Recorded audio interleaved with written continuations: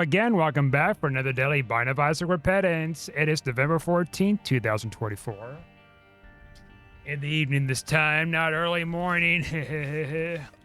Whoops. That's right. Nopes. There we go. A keeper run, huh? Oh. Keeper keys and grounds at Hogwarts. I hadn't played a keeper in ages.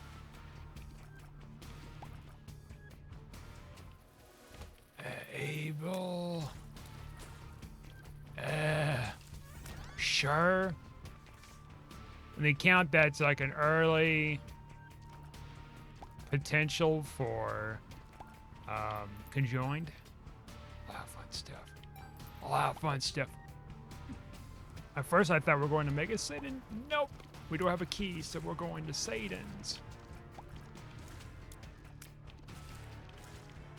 Hooey! So I got myself a red cup today. I was talking about it yesterday a little bit. About those coming out today. Limited supply. I got one. And man, it was packed. It was packed. People want the damn cup. And it was like, oh, I'll take the lot. And I essentially just kind of like opened up my pocket and I took out a bunch of like gold galleons and I bought the whole supply in the store. People were so sad that I took the lot.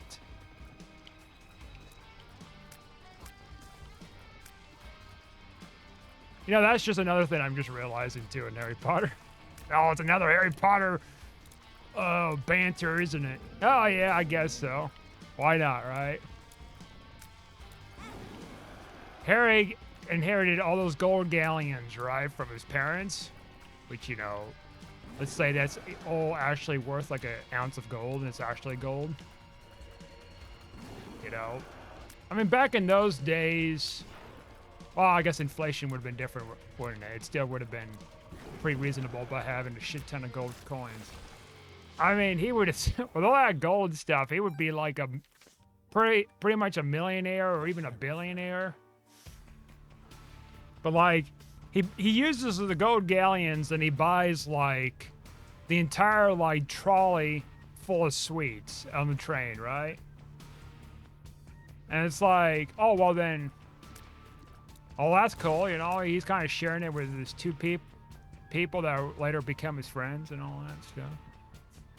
But we don't know for sure whether, like, if that was the only supply left on that whole train for anybody to enjoy, and that he just been selfish enough to just buy the whole lot. You don't really see the train lady anymore now, do you? Oh, rest my case. Actually, she shows up in The Cursed Child. No, it doesn't count. That one is a wild fucking one. I'm not going to spoil it or anything, but that's a wild fucking take on that thing. That's for damn sure. I was reading that part, and it was so ridiculous I was laughing. And I don't often laugh when I read like shit like that. It's a short read, I'll tell you that. It's a shorter than Sorcerer's Stone.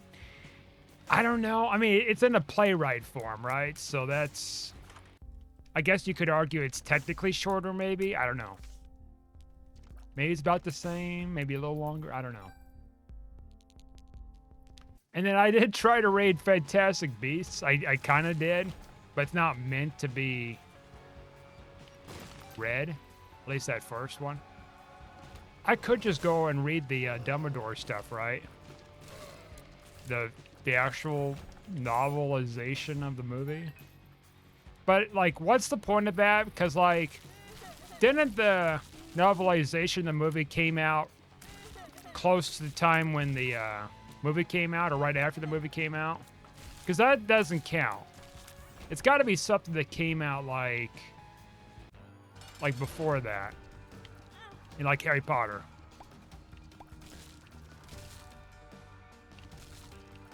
I don't want this Star Wars kind of nonsense where it's like, oh yeah, here's an explanation by the way, of like the ending of I was about to say Deathly Hollows, that's not right.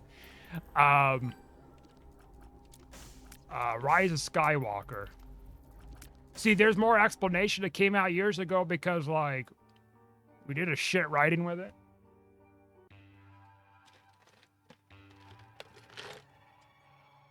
Tell you about General Snoke and all that other stuff. The clones and everything. Which I seen like I remember seeing years before that came out. Star Wars like fan theory had with Snoke being a clone. And like I mean, I didn't dismiss it or anything. I was just kind of curious. Because back then I kind of watched a little bit of that stuff here and there. Kind of curiosity's sake, right? And then when I went to watch like the premiere of Rise of Skywalker, sure enough, right in the beginning of the film, that's exactly what happened. And it's nothing to do with like, oh, it's a coincidence. No, they're just stealing fan theories from channels and trying to like create something different.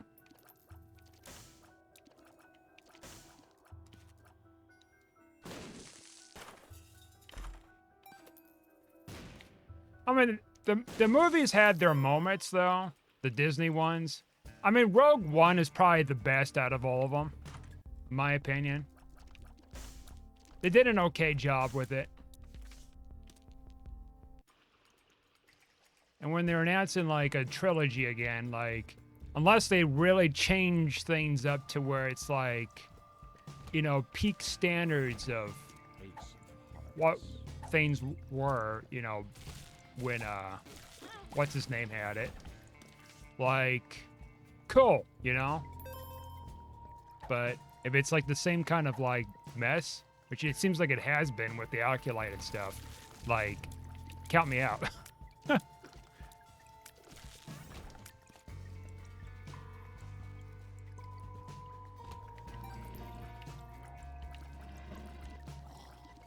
I was even reading something recently that they're talking about that they know that Star Wars is nostalgic, but they're running out of ideas to make it, I guess, good or something. Or not good, but there's a word for it. Not good. It was something. It was something. I forgot what it was. Well, I mean, my opinion, get George Lucas to direct the stuff, you know, in my opinion, honestly. He's the guy that created it. He made such a cult phenomenon. Like, yeah, him. Like, not J.J. Abrams. I think that's who it was that made the other Star Wars movies. For the love of God, not him again. Anybody but him. Well, not anybody, because there's other people I don't care for either, but yeah. Anyways, going back to the point with Harry Potter here. Buying the lot. Yeah. You know, that reminds me of a story. So, back when Harry Potter was starting to take off with the movie stuff, like, it was probably deep into, like, I don't know, 3 and 4, something like that, when the movie came out, or about to come out, around that time. My mom used to have an eBay account. And, she would bid stuff on there and all that. I watched over the years, like, knowing how to bid and all that other fun stuff. And then I decided to bid on, I think it might have been 1 or 2 different kind of items. And they were Harry Potter themed. So I got the chocolate frogs and the cards or something that came with them. I don't even know, like, how much I bid it on. So, I mean, I certainly didn't, like, bid, like, outrageous amount of money to where it's, like... Because I seen how she was bidding it. Like, a couple cents above, like, the price of whatever, right? And so I didn't go like, oh, yeah, $1,000 for some chocolate frogs. I'm fucking Harry Potter. No. Nothing like that. But I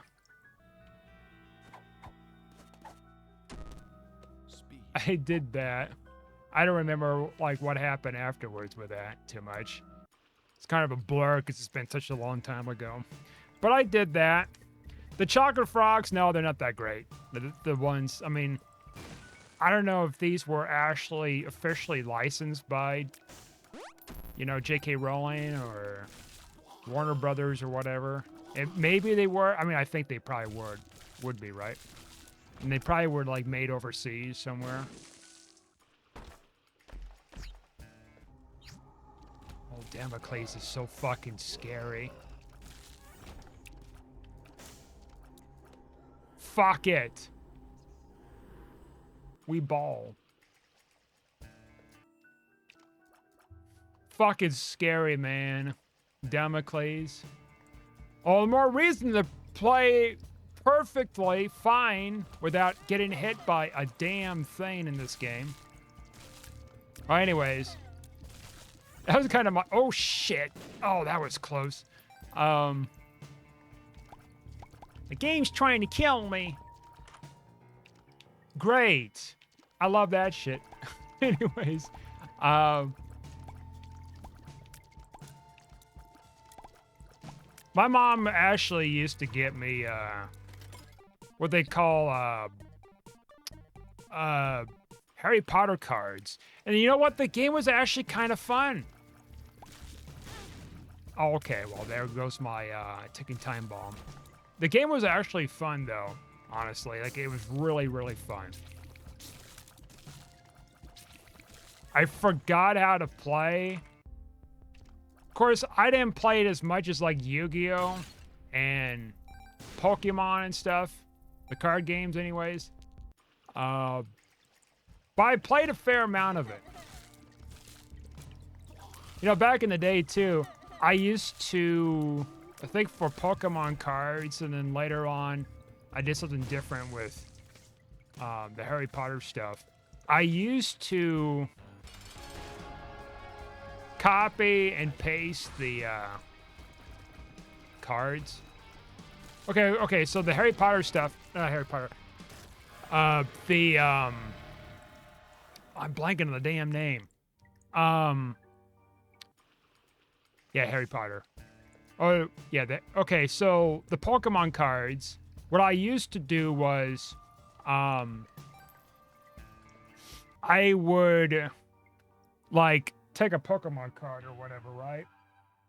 And I would essentially making copies of it by tracing a piece of paper on top of it and cutting them out. I think maybe even those times, like when we had dial-up and stuff, like I was essentially covering the screen and then copying that too to get like the really rare ones like Charizard and shit. But then later on, I did something similar with the Harry Potter cards, only at those times we had a better like DeskJet printer or whatever. Like, there was printing back then in the 90s. Some of you folks out there probably wasn't even born in the 90s. Just letting you know, like, the printers wasn't as great as what they are now. They were loud, clunky. There were limitations with the colors and things you could do with them, right? So it was, it was still, like, useful, but there were limitations. And then, of course, you know, they have limitations of the internet, so then it's like, you're not able to load shit as fast as what you get today. But later on, I would use the inkjet printer to like make copies of Yu-Gi-Oh cards. Not Yu-Gi-Oh cards. Well, did I do it for Yu-Gi-Oh cards? Maybe I did. But I also did it too with Harry Potter cards, especially. And the Harry Potter thing is interesting, right? So it's like very similar to, if I can recall correctly anyways, I think it was very similar to Pokemon, because you had, I think, the energy cards, but they interacted in a different kind of way. I don't think they had like a similar Yu-Gi-Oh mechanic. Maybe they did. There was no like sacrificing a monster in order, or a couple different monsters in order to tribute summon one that is a higher star rating, which that was something that I never really did playing Yu-Gi-Oh. Just summon monsters. That's all we kids did, was just summon monsters. It's doing the actual supposed thing was tributing and calculating how many monsters you have to sacrifice with how many stars in order to summon like some huge beast. I had no idea until much later in the process. But now I know like how that works. Of course, with like Pokemon, used to use what you call I don't know what you call them actually. I don't even know what the hell the name are. But like my grandmother used to have these clear circular glass colored glass whatever things for bingo or something. And, you know, covering up your cards and stuff like that. And so she had like a vase of them, or maybe not. Maybe that's just like for the vase to put like fake flowers in. And we were just so happened to be using that. And it was like, we're using those as counters for seeing how much damage we're taking from you know, in Pokemon, the trading card game, of course, you know. And so, of course, what was kind of cool too was like you get like a free like coin thing as part of like your starter deck. If you get the starter deck thing instead of like the packs, you get like a free coin to use, which is really important for certain things, like for certain trainer cards or certain moves. That shit was so fun.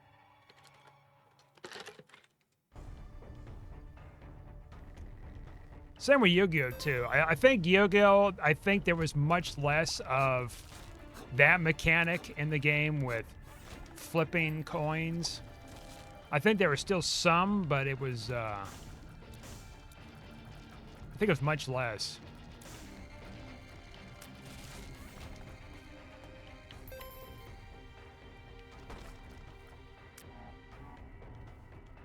But the thing with Yu-Gi-Oh, though, was it wasn't as popular as the Pokemon card game, I think. Truth be told. Because by the time I got to middle school, and Yu-Gi-Oh was like, you know, fairly new and stuff, like, I don't know, maybe kids were just falling out of playing card games in general.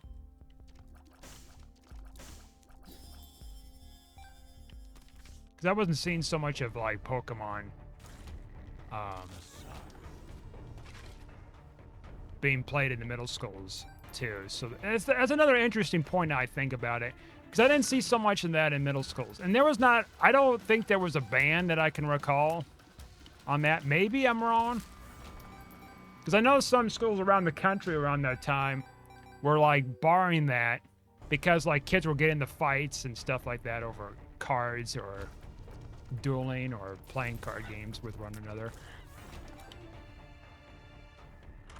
Shit sucks, I guess. Things happen, you know? What do you expect? It's fucking kids fighting for trading cards. I mean, it's no different like baseball cards back in the day. I mean, they still have like people collecting them, but kids too, but not as much as what it used to be in the heyday, I guess. But like before Pokemon, it's like, I can't fucking really tell you. But before that, you know, before those days, what was kind of popular? Because like, you know, like I'm only so like I'm only so much of an age where it's like, look at all these batteries. I'm only like so old to where it's like I can remember only so much, right? I mean, Pokemon came out in '97 in the US, so it's like, okay, I do remember the premiere, but then it's like before that, yeah. It's a short window of time, let's just say. for things. All right, I don't have any keys. That's right. Well, fortunately for us, we got pretty good exploration here.